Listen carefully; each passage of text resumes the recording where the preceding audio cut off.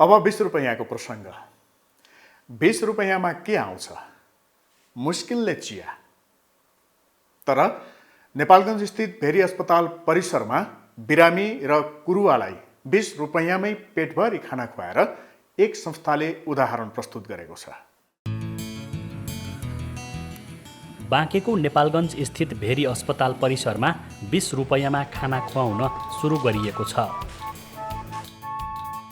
उपचारका लागि आएका बिरामी र उनका कुरुवालाई सुन्दरकाण्ड मित्र मण्डल नामक संस्थाद्वारा सञ्चालित अञ्जनी माता रसोईले अस्पतालमै 20 रुपैयाँमा पेटभरि खाना खुवाउने काम सुरु गरेको हो।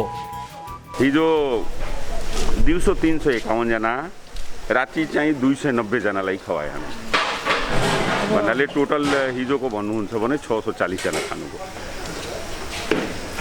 कतिमा खुवाउनु भएको छ? के छ? 20 रुपैयाँ। कोरोना महामारीका कारण नेपालगञ्जमा वैशाख 8 गतेदेखि लकडाउन छ। बजार र होटेलहरू बन्द भएका कारण बिरामी र उनका कुरुवाहरूले पैसा तिरेर पनि समयमा खाना खान पाउने अवस्था छैन। खानाघरबाट सस्तोमा खाना पाउँदा उपचारका लागि अस्पताल पुग्ने बिरामी र उनका आफन्तहरू लाभान्वित भएका छन्। पैसा कमाउने हिसाबले अथवा अर्को व्यापार व्यवसाय गर्ने हिसाबले गर्ने काम पक्कै होइन। यो चाहिँ मानव सेवाका लागि हो। उहाँले जे गरिरहनु भएको छ एकदम राम्रो गर्नुभएको छ। उहाँहरूलाई चाहिँ धन्यवाद दिन चाहन्छु। एकदमै राम्रो लाग्यो। बाहिर खाँदाखेरि 150 रुपियाँ लाग्थ्यो भने चाहिँ यहाँ 20 रुपियाँमा खाना पाइएछ। एकदमै खुसी लाग्यो। सहयोग गरेकोमा सबैलाई धन्यवाद। अहिले बाहिर भइदिएको भए हामीले भनौँ 400-500 रुपियाँ तिर्नु पर्थ्यो होला। अब दुध पनि 20 रुपियाँमा पाइन्छ। अब खाना त्यो अन्त फेरि उसले पनि अस्पतालले पनि फ्री दिएको छ बिरामीलाई। त्यहाँ यस्तो हामीलाई पनि 20 रुपियाँ खाने त हेर्नु, 20 रुपियाँको त चिया आउँदैन। हामीले 20 रुपियाँ बाहिर गएर 20 रुपियाँ त चियाको तिर्छौँ। अञ्जनी माता रसोईले कोरोना सङ्क्रमणको महामारीको समेत पर्वाह नगरी 20 रुपैयाँमा पेटभरि दाल, भात, रोटी, तरकारी र जारको पानी उपलब्ध गराउँदै आएको छ। भर्ना भएका बिरामीलाई दुध, दालको झोल, तातो पानीका साथै पानीको व्यवस्था गर्दै आएको छ। पछिल्ला दिनहरूमा अस्पताल परिसरमै सञ्चालित भण्डारामा दैनिक 600 देखि 700 जनासम्मले खाना खाने गरेका छन्। खानाघरले पैसा हुनेहरूसँग एक छाकको 20 रुपैयाँ लिन्छ भने आर्थिक अभाव भएकाहरूलाई निःशुल्क खाना खुवाइरहेको छ। सुन्दरकाण्ड मित्र मण्डल संस्थामा नेपालगञ्जका 25 समाजसेवीहरू सङ्गठित छन्। संस्थाका सदस्य र 14 जना सहयोगीहरू बिहान 8 बजेदेखि राति 10 बजेसम्म बिरामी र उनका कुरुवाहरूलाई खाना खुवाउँछन्। बिहान बेलुकादेखि कमसेकम 700 जना खाना खान्छ हाम्रो यहाँ। 20 रुपियाँमा बिहान बेलुका दुईटै टाइम होस्। 30 रुपियाँमा पेकिङ सहित हो। एउटा पानीको बोतल फ्री हुन्छ उसमा। अब यो कसरी जुटाइरहनु भएको छ यत्रो धेरै मान्छेहरूलाई सधैँ खुवाउने कुराहरू? अब यो जस्तो हाम्रो नगरपालिकाबाट पनि सहयोग आइरहेको छ। महिनाको 1 लाख जति आइरहेको छ। अरू पब्लिकबाट डोनेसन पनि आइरहेको छ। अनि सबैको सहयोगको गर्दा यो चलिरहेको छ हाम्रो। महामारी र लकडाउनका कारण बजार तथा होटेलहरू बन्द भएका बेला सञ्चालन भएको खानाघरले उपलब्ध गराएको सेवाले भेरी अस्पताल व्यवस्थापनलाई पनि उपचार सेवा व्यवस्थित गर्न सहज भएको छ। धेरै बिरामीहरूलाई र उहाँको कुरुवाहरूलाई चाहिँ मद्दत गरिराख्नु भएको छ। यो एकदमै सराहनीय काम छ। यसले गर्दाखेरि अस्पताललाई चाहिँ धेरै ठुलो सजिलो भएको छ।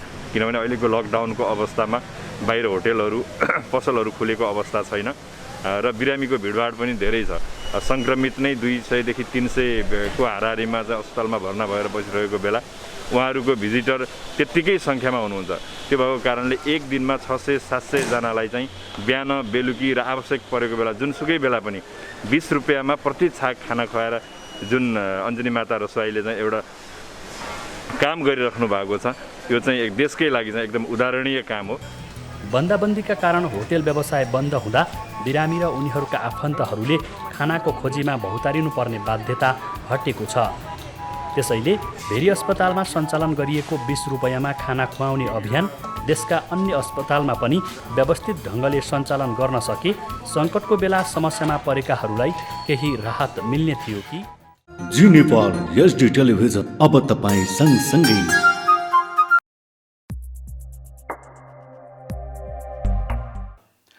बर्खा आउन लाग्यो। कतै बाढी, कतै पहिरो र कतै डुबान। हरेक वर्ष अधिकांश नेपालीले भोग्दै आएको समस्या हो यो। तर सप्तरी स्थित सप्तकोशी नगरपालिकाको एक गाउँका बासिन्दाले पूर्व तयारीका साथ विपत्तिको व्यवस्थापन गर्दै आएका छन्। यो रिपोर्ट।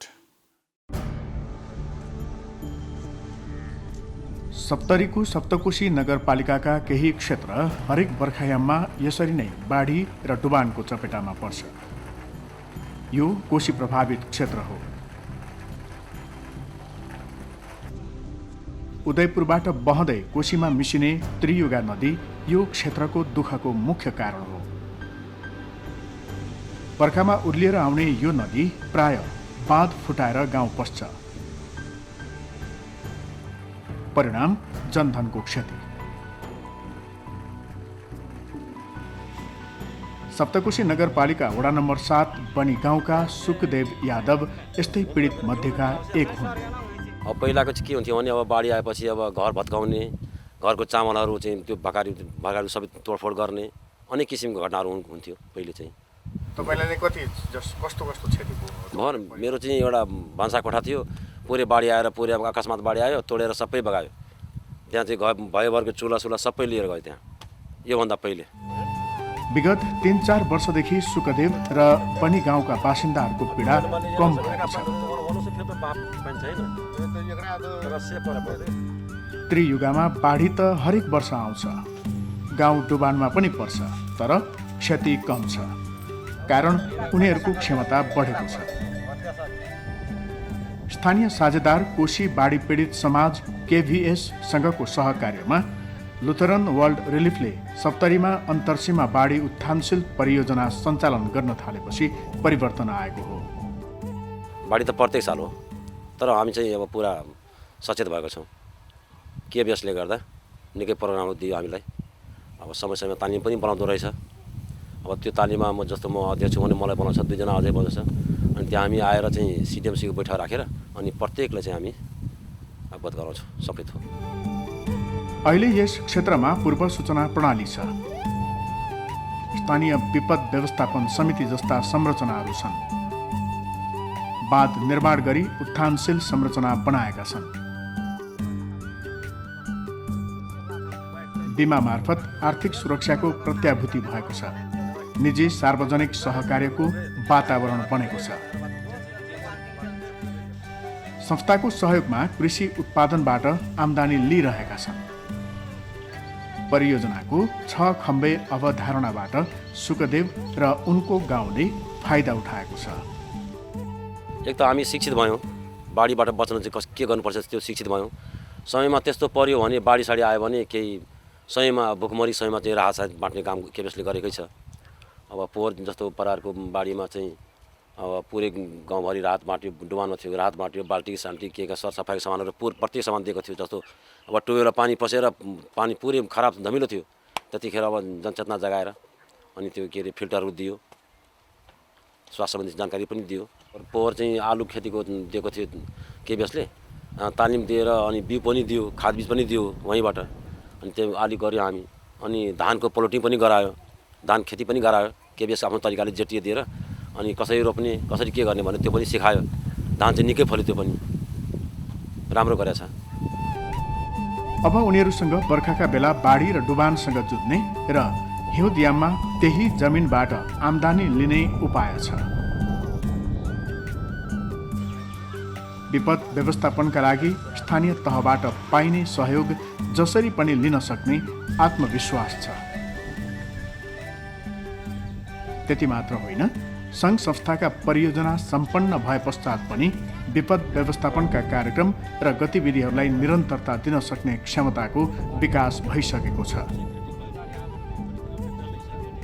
KVS संस्थाले हामीलाई छोडेर गए पनि तर हामी सक्षम छौँ कि नगरपालिकासँग लडेर समयमा केही माग गर्न सक्छौँ। जस्तो बाढी समय आयो भने नगरपालिकासँग हामीले के गर्नुपर्छ, समन्वय गर्नुपर्छ। जस्तै अब प्राथमिक उपचार लागि भए पनि अब दबाई सबै कहाँबाट झिकाउने हामी नगरपालिकासँग सम्पर्क गर्छौँ र उहाँहरूले चाहिँ हामीले समयमा दबाई औषधिहरू ल्याएर दिन्छ, सरसफाइ सामान दिन्छ भनेर हामीले विश्वास छ। तर जे होस् हामी गर्न सक्छौँ। अब KVS नभए भने अब हामी चाहिँ लडेर सामान लिन सक्छौँ भनेर सक्षम छौँ। गण्डकी र कोशी जलाधारका नवलपुर, परासी क्षेत्र र सप्तरीका साथै भारततर्फको बाढी प्रभावित क्षेत्रमा समेत परियोजना सञ्चालन भइरहेको छ। जी नेपाल एचडी टेलिभिजन अब तपाईँ सँगसँगै